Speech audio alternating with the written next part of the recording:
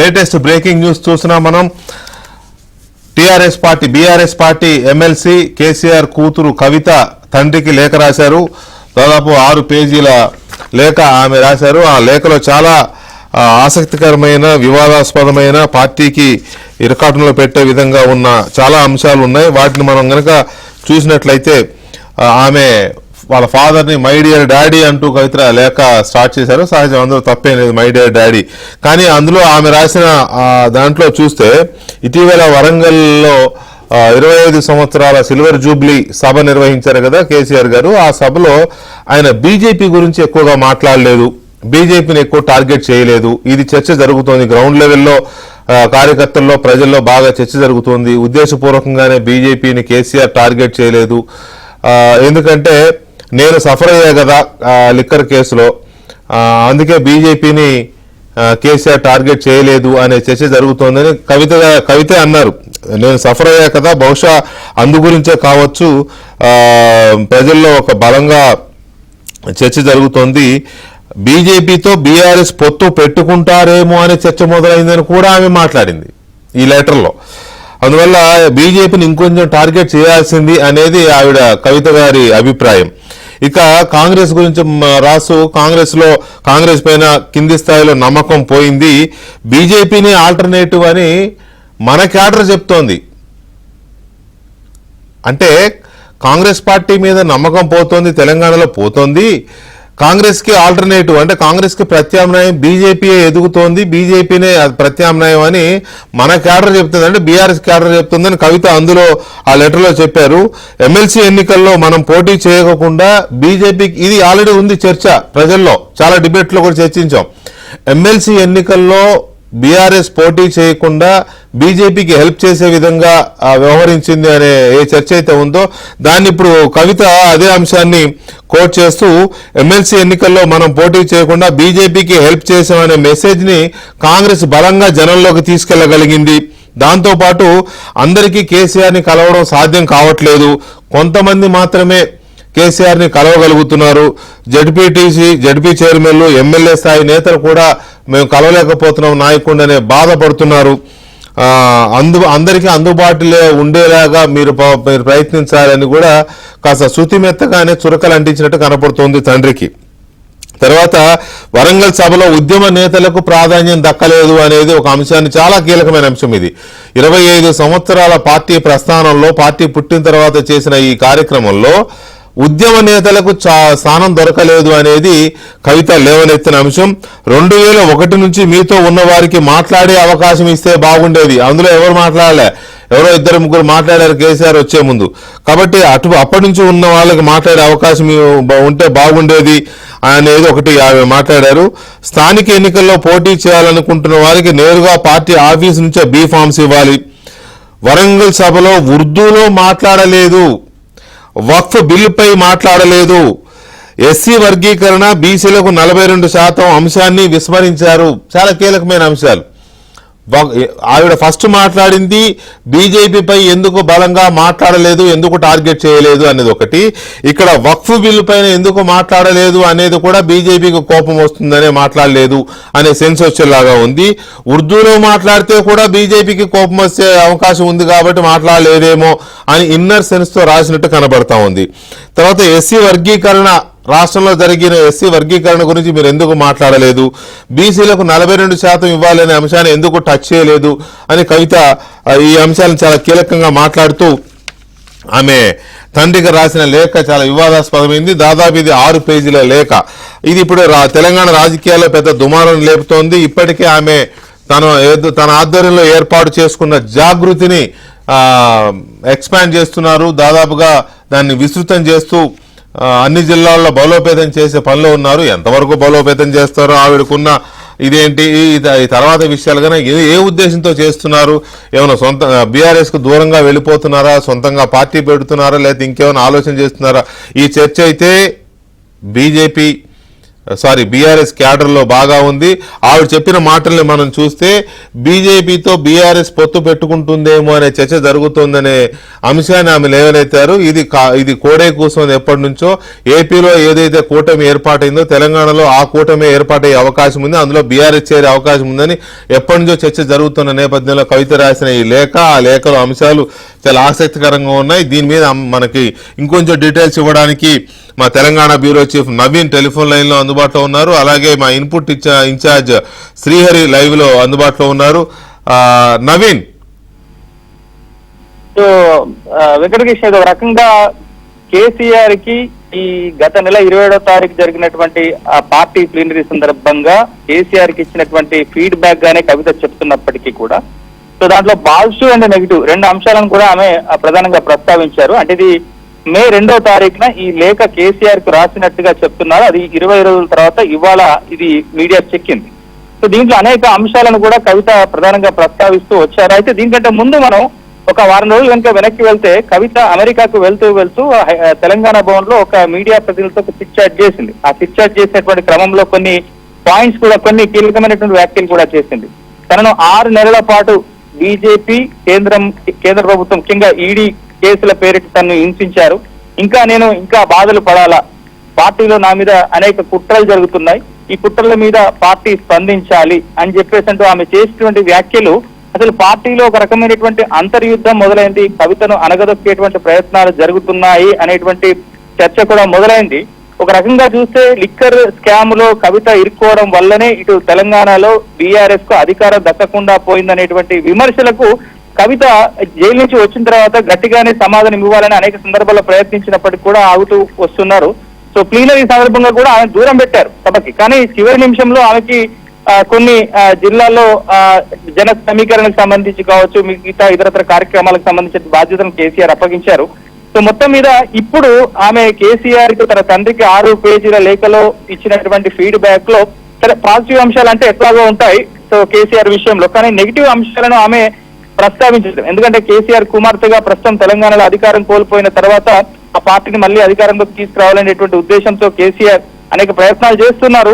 ఇప్పటికే ఆయన సభను నిర్వహించి పార్టీలో కొత్త జోష్ తీసుకొచ్చేటువంటి ప్రయత్నం చేశారు. మరోవైపు ఇటు కేసులతో, మరోవైపు ఇప్పుడు కాళేశ్వరం కమిషన్ కూడా కేసీఆర్ కు నోటీస్ ఇచ్చినటువంటి నేపథ్యంలో కవిత చేసేటువంటి కామెంట్స్ అంటే 4 గోడల మధ్య మాట్లాడుకోవాల్సినటువంటి నెగిటివ్ ఫీడ్బ్యాక్ ఏదైతే ఉంటుందో సో దాన్ని బహిరంగంగా వ్యక్తపరిచిన అది మీడియాకు చేరడం, ముఖ్యంగా తెలంగాణ సమాజానికి చేరడం అనేటువంటిది పార్టీకి ఒకంత ఇబ్బందికరమైనటువంటి అంశమే.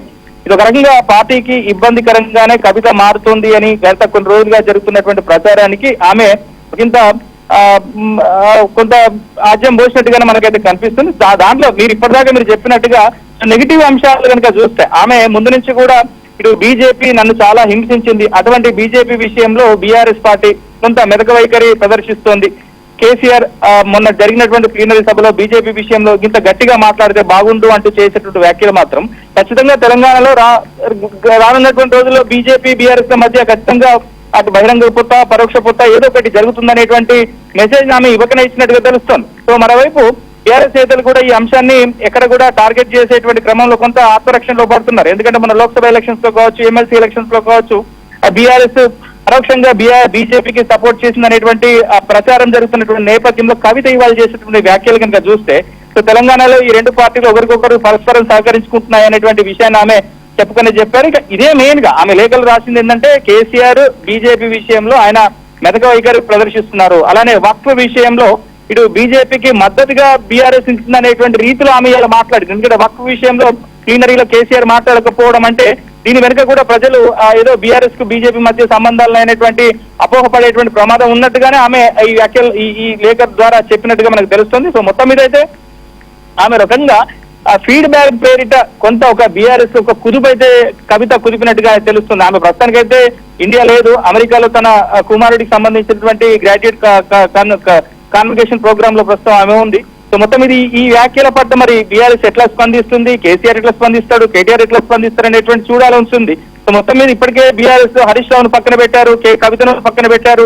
సో కేటీఆర్ కి కంప్లీట్ గా పూర్తి స్థాయి పగ్గాలు అప్పచెప్పబోతున్నారు అనేటువంటి ప్రచారం జరుగుతున్నటువంటి వేళ కుటుంబంలో జరుగుతున్నటువంటి అంతర్యుద్ధాన్ని కవిత ప్రత్యక్షంగానే ఈ లేఖ ద్వారా బయట పెట్టిందనేటువంటి ప్రచారానికి అయితే ఆమె ఊపించినట్టుగా అనేది మనకు కనిపిస్తుంది. సో మొత్తం మీద ఇక బీఆర్ఎస్ ఇక రానున్నటువంటి రోజుల్లో సో ఈ కవిత విషయంలో ఏ విధంగా రియాక్ట్ అవుతుంది ఆమెని, ఎందుకంటే మనం చూస్తున్నాం గడిచిన కొన్ని రోజులుగా ఆ కవిత వ్యవహార శైలి కేసీఆర్ కి నచ్చట్లేదు, ఆమెను సస్పెండ్ చేసేటువంటి అవకాశాలు ఉన్నాయని చెప్పేసి ఒక ప్రచారం జరుగుతుంది.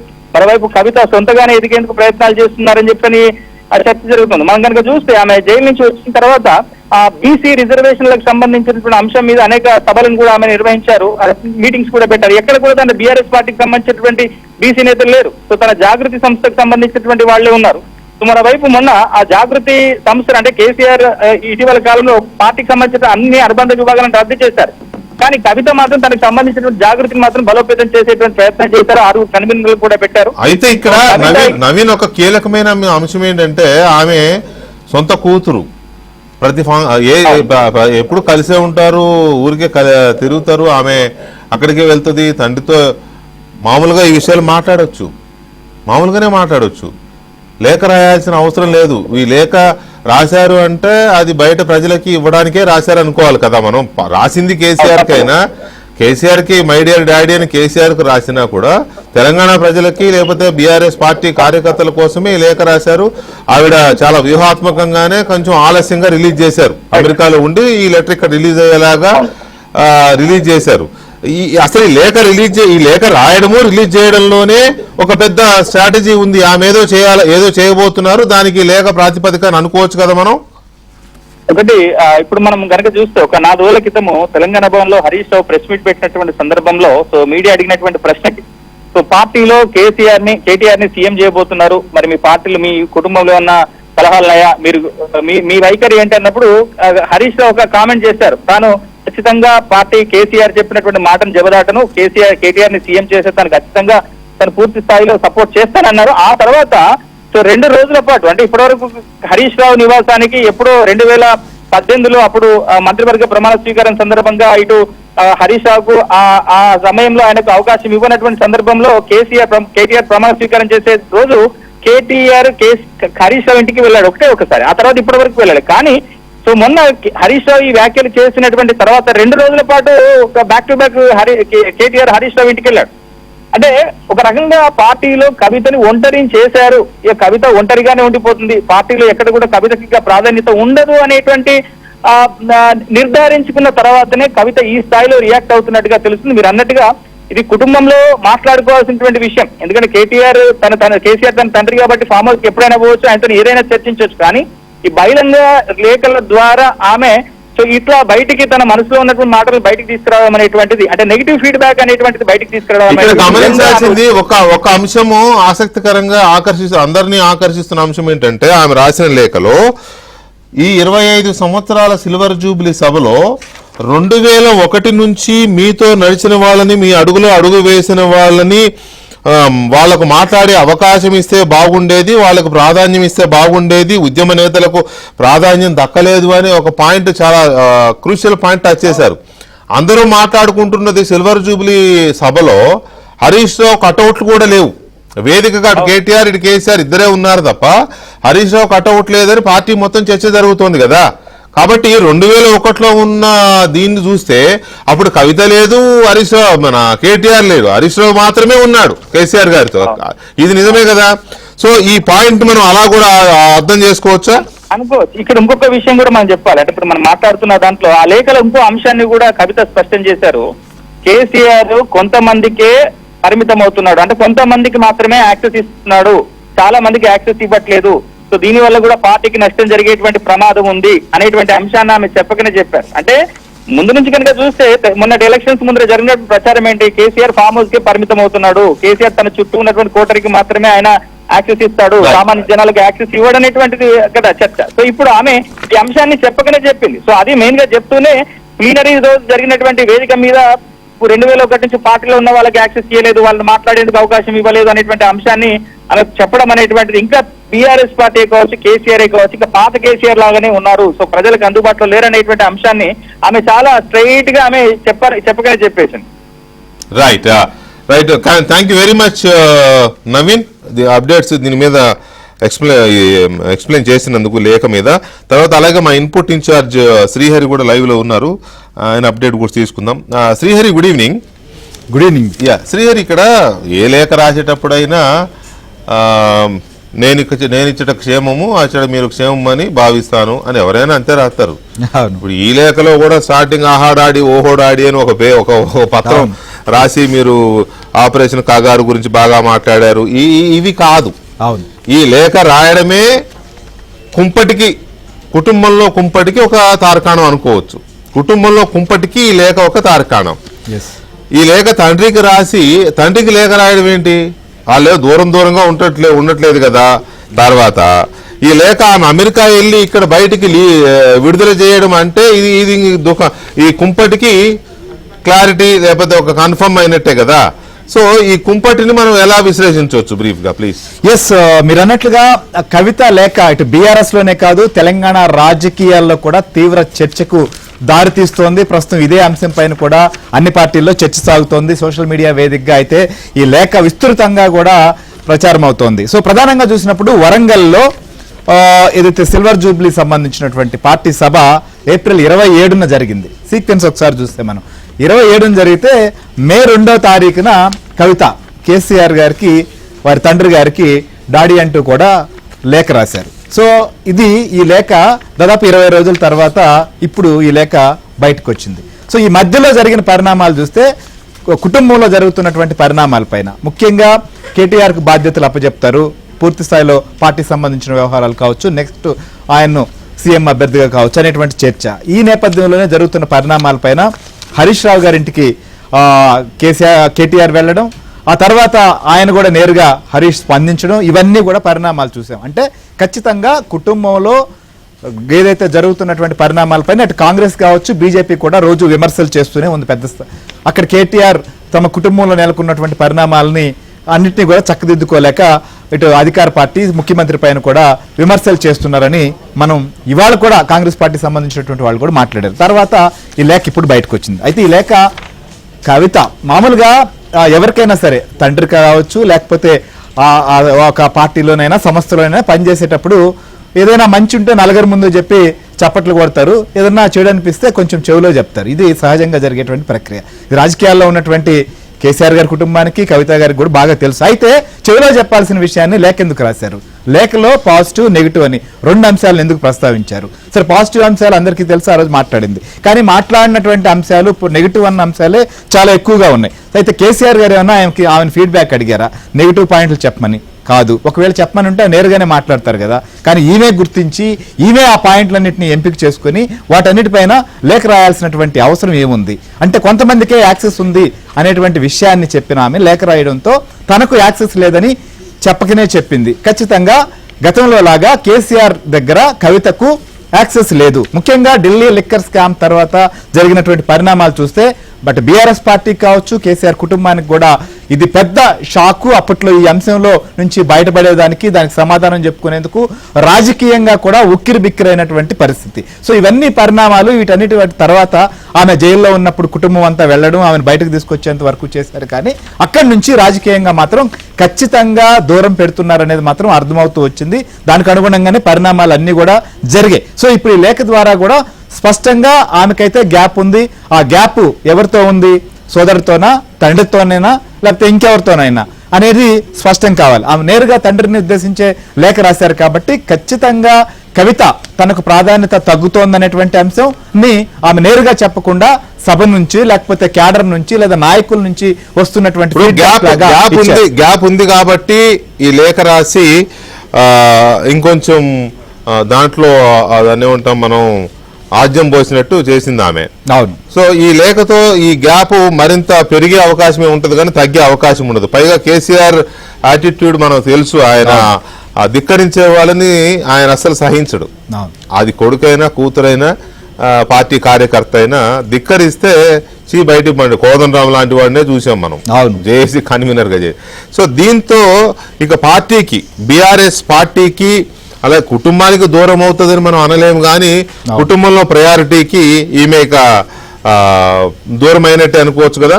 ఖచ్చితంగా మీరు అన్నట్లుగా ఎట్టి పరిస్థితుల్లో కూడా కేసీఆర్ యొక్క వ్యవహార శైలి కానీ ఆయన రాజకీయ ప్రస్థానంలో దగ్గరగా ఉన్నటువంటి చూసిన వారు, ఆయన యొక్క మనస్తత్వాన్ని ఎరిగిన వారందరికీ కూడా ఆయనకు ఎదురు చెప్పినా లేకపోతే ఆయన అనుకున్న దానికి కాకుండా ఎవరు ప్రవర్తించినా వారి యొక్క వ్యవహార శైలి ఎలా ఉంటుందో కూడా తెలుసు. గతంలో కూడా మీరు ఒక ఉదాహరణ కూడా చెప్పారు. సహజంగా కూడా పార్టీ సంబంధించిన నాయకుడు ఏదో మధ్యలో మాట్లాడుతూ ఉంటే డోరేయ్యే అని చెప్పాడంట. డోరేయ్య అంటే లోపల నుంచి కాదు, బయట వెళ్ళి డోరేయమని.